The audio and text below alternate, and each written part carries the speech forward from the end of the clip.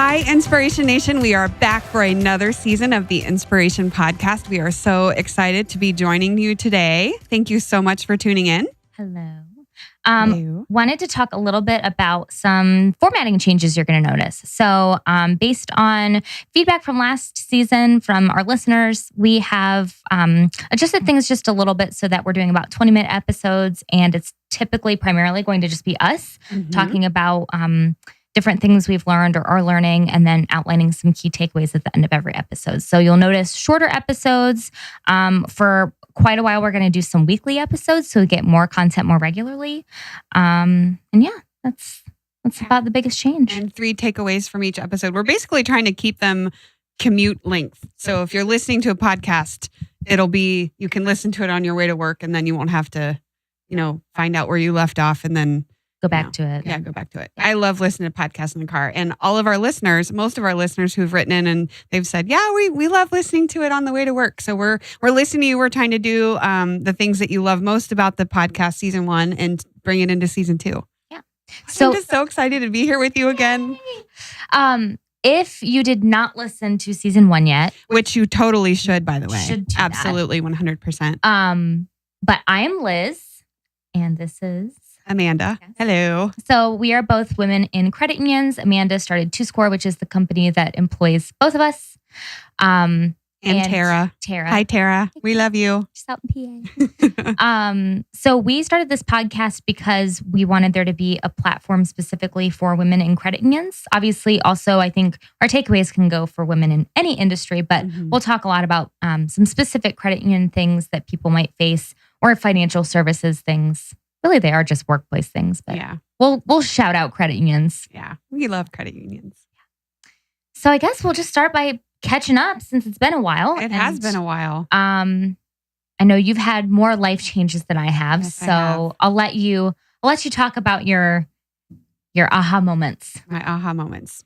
Yeah, so I've been thinking a lot about how much to share on the podcast, and people who have listened to season 1 know that Liz and I are kind of open books, and I won't go into a lot of details, but if you did listen to season 1 and you saw my energy level go kind of down toward the end of the season, I was going through the roughest part of my life. In July, over July 4th weekend, my husband of 6 years took off and just kind of decided he didn't want to be married anymore. And I was very, very surprised, very shocked, and went through, it was like a death. It was like a grieving, it was a grieving experience. I had to go through a lot of grief. And of course, me being this, what do I learn through everything that is going on in my life? After I processed that grief and, was able to get out of bed again and, take care of myself.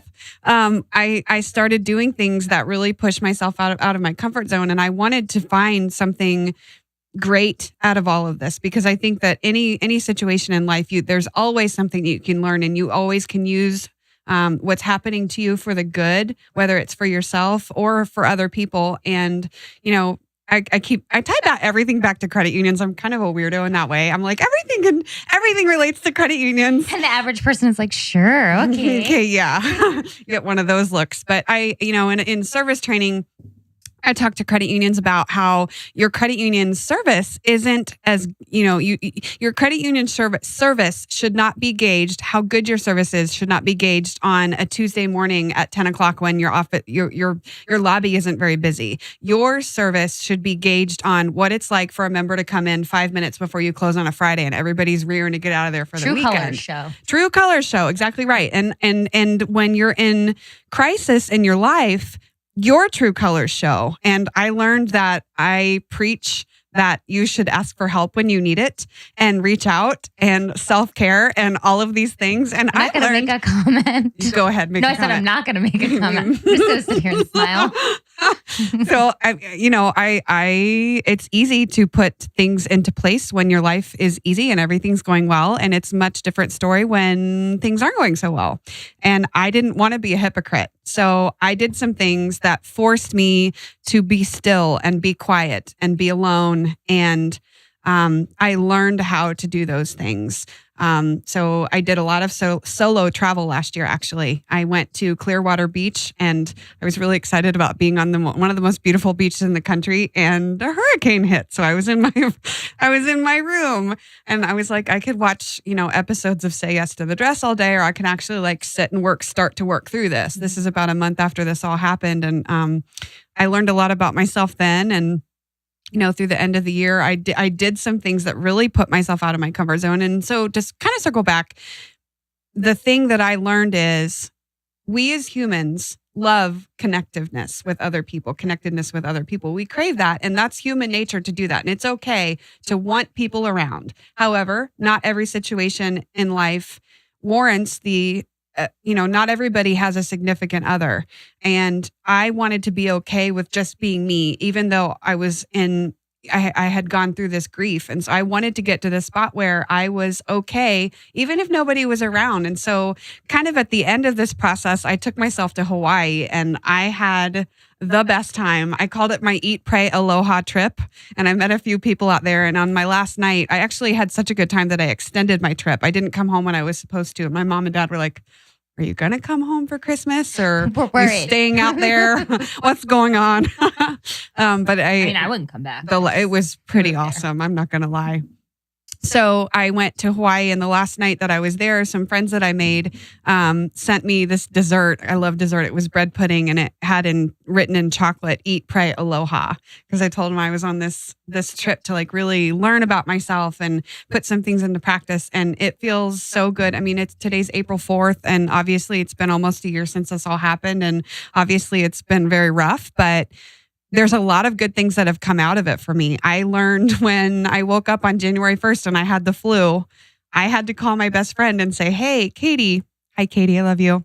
Will you come over and go get my prescription medicine? And by the way, I haven't cleaned my house in like 4 days and I'm on the couch because I can't get up. And I had to be okay with her coming over and seeing my house a mess and that I hadn't had a shower and be okay because she loves me. Mm-hmm. I had to be okay with not being the perfect version of myself in order to be loved. And that was another big thing that I learned through this process. Wow. I wouldn't wish it on anybody, but I said, I think there's always something good in a bad situation that you can learn about yourself and use it to help others. Well, now going forward, having that, not that you didn't have a strong sense of self before, because I think you've always had that, but having an enhanced sense of self that's only going to better position you for other hardships that, will inevitably come at some point. Yeah. You've had that time to, I think, weather some of the worst. And then if you can do that, you can do anything. Mm-hmm. Yep. So. I feel good. I'm a lot stronger out of it. Mine's not that interesting. That's okay. I wouldn't wish that. No, I wouldn't wish that on anybody. I'm glad it's boring. So the last few months, I've just been putting into practice a lot of the stuff that I've learned for a long time. And, I'm just going to throw my astrological stuff out there because I'm a woo-woo weirdo. I thought you were going to say something. So I had a psychic reading by a medium who was very great. His name's Chris Medina, and you should check him out. Anyway. I've heard a lot about Chris Medina. He's great. But he's very helpful, not like you're going to die in 2 days kind of stuff. But what he talked about was this thing called a Saturn return, which is, you can just Google Saturn return. It's about the age I am when Saturn returns from an orbit. I'm not great at space or science or astrology. But basically, it's the time where you do a lot of growing. And for me, it's been the time where like I've known the problems in my life. I've seen the symptoms for a long time. Mm-hmm. And I kind of knew what to do, but I didn't really know how to do it. And I'm not saying that I'm doing it perfectly now, but the action steps that I've taken I kind of have gotten fed up with fears and insecurities and excuses and whatever else I've made for myself for the time that I've been growing as a human. Mm-hmm. And just have been more proactive about taking things into my own hands. So one of the big things for me, one of the big shifts is I have worked with a bunch of different coaches. I love coaches. I think you should have one for like every area of your life at all times. I'm amen to that. And what the consistency across all of them, and they were all, I had like a health coach, I had a business coach, I had all sorts of things. The themes were that I lived in a very black and white world, which I've always known because my husband's like, yeah, you could, I would have told you this for free, Liz. But he tells me all the time. But you don't want to listen to your husband. No, not at all. So, he's always like, it's a gray area. Like it's all, he's always talking about the spectrum. Yes, he's always like, it's a spectrum, like blah, blah, blah, which is true. He's an artiste. But my brain defaults to if this, then that. For instance, like if you're talking about body image issues, just because it's an easy one to pick. Like if I'm not this size, then I am morbidly obese. Like it's one extreme or the other. And I've seen that play out in different areas of my life. And I think somehow I've been able to finally shift from knowing that's who I am and just kind of like being okay with it to like, okay, I'm seeing myself in that moment. How can I find the truth? How can I find the gray?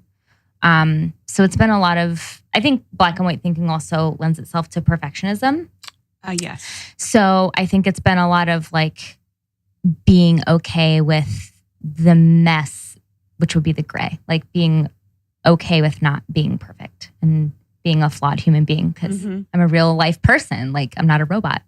Really? You can touch me. Look, I'm a real boy. So I've learned that a lot about myself too. I thought that I had actually kind of, because I'm a black and white thinker too. I learned just recently that I'm a lot more black and white than I thought I was, and I don't like it about myself. No, I don't like that. I don't want to be like that. I'm deserving. Or you're deserving, everybody's deserving of love from yourself and others, even if everything's not perfect. I think that perfectionism is like the worst quality that you can have. I think too that black and white, you're shutting yourself off from possibilities because you're saying it's yes or it's no. And there's no like room for interpretation or maybe. It's always one or the other. And so I think I don't think it's easy to be black and white. I think it's more difficult to be creative and find that middle space. So that's been, now I have the same things I say, like Saturn return.